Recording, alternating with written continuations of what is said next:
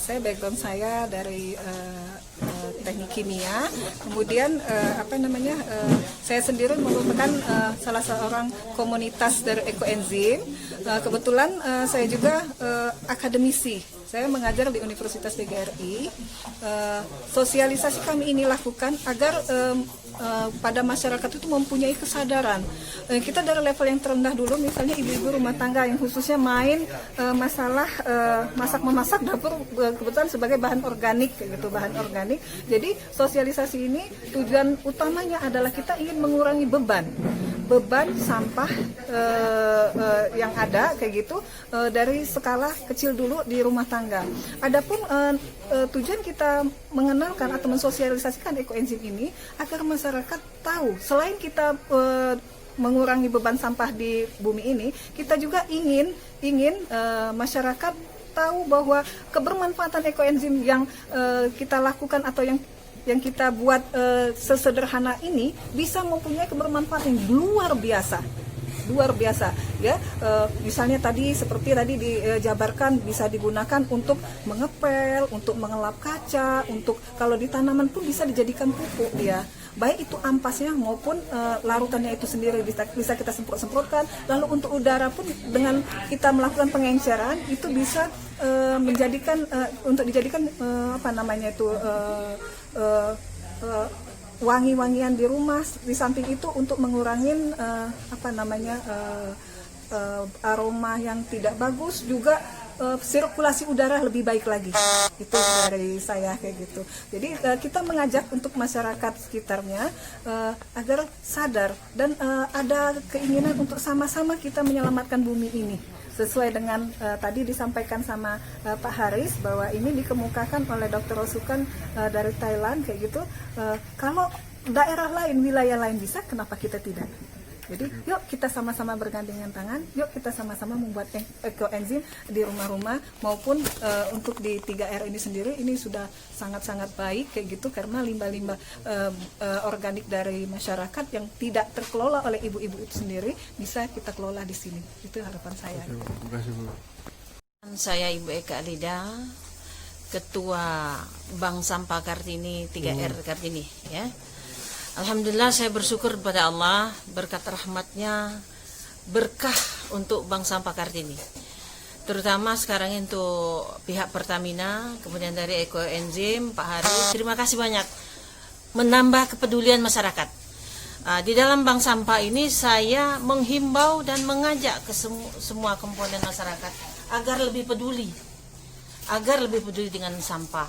Jadi bukan hanya untuk kompos dan pupuk, jadi termasuk plastik dan kertas semua. Jadi masyarakat lebih peduli untuk mengurangi nilai sampah untuk dibuang ke TPA Sukawinatan.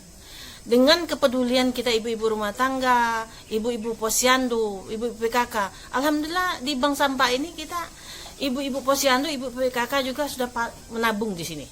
Ketua-ketua RT di sini alhamdulillah sudah amat peduli. Jadi saya rasa saya menghimbau, mengajak, menekankan agar lebih peduli dengan lingkungan, lebih peduli dengan sampah. Demikian. Wassalamualaikum warahmatullahi wabarakatuh. Oke, Alis Fatima dari Bank Sampah Kebumen Gemilang Sejahtera. Di sini berterima kasih kepada Bank Sampah Kartini dan komunitas ekoenzim Sumatera Selatan yang telah mengundang kami untuk ikut berpartisipasi dalam pelatihan ekoenzim. Jadi menambah pengalaman dan pengetahuan baru sehingga bisa nanti kami sebarkan dan ajarkan kepada teman-teman yang lain di tempat kami maupun di tempat-tempat lainnya, sehingga ilmunya bermanfaat dan berguna. Terima kasih. Oke, Bu. Kalau kepala apa? Instalasi 3R, 3R, pengolahan sampah. pengolahan sampah. Kalau boleh tahu Pak, kepala bank sampah di Palembang ini berapa jumlahnya? Pada prinsipnya rencana dari Bu Wako untuk pembangunan instalasi 3R itu 103 kecamatan dan 118 kecamatan dan 103 kelurahan.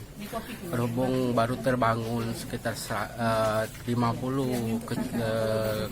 TPS di beberapa kelurahan dan kecamatan, maka yang begitu aktif belum begitu terlalu banyak. Mungkin 29 TPS yang sudah mulai berjalan aktif walaupun belum begitu normal.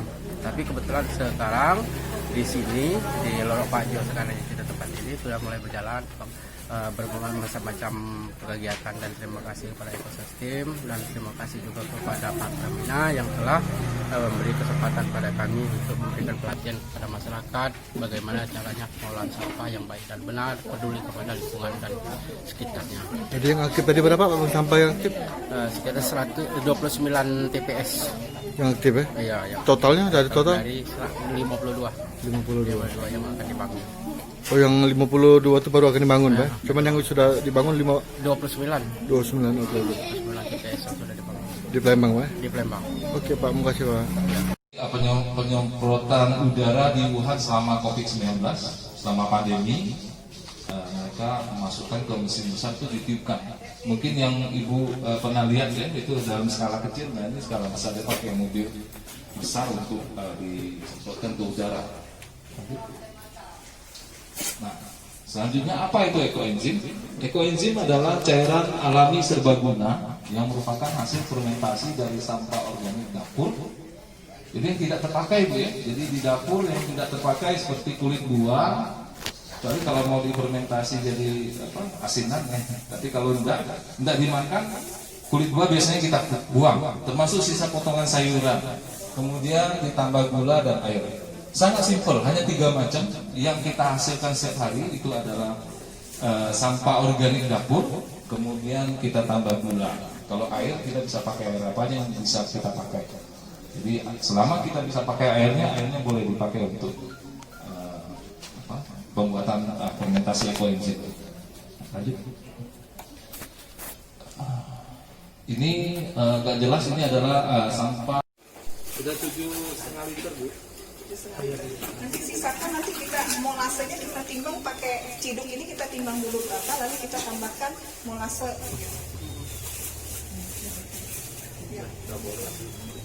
Jadi 7,5, 9. Nah ini tambah seliter aja Pak. Nanti untuk ngurasnya. Ini dosa. Ya, nanti untuk mengkuras. Untuk molasenya Bu itu supaya dia lebih mudah nyampur. Ini dirajang tuh ya. Ya betul, dirajang. Harusnya di sayuran itu bersih Pak ya? Ya, kalau saya Bagusnya nggak usah sampai mengkilap ya. Pokoknya jangan sampai banyak tanahnya. Dibuang. jangan berulat, jangan mudah busuk, Bu. Itu ya jangan yang berulat, jamur. Ya, masukin. Nah, sederhana tapi kebermanfaatannya luar biasa. Ini. Nanti hasilnya seperti ini. Nah, itu. Kita ada buat contoh ini untuk TPS ini. Tadi merek kasih merek. Biar nggak kecampur tadi Bapak itu takutnya katanya kopi katanya. Ya. Atau cuko. Cuka, ya, atau cuko ya. Ya. Jadi hasilnya seperti ini.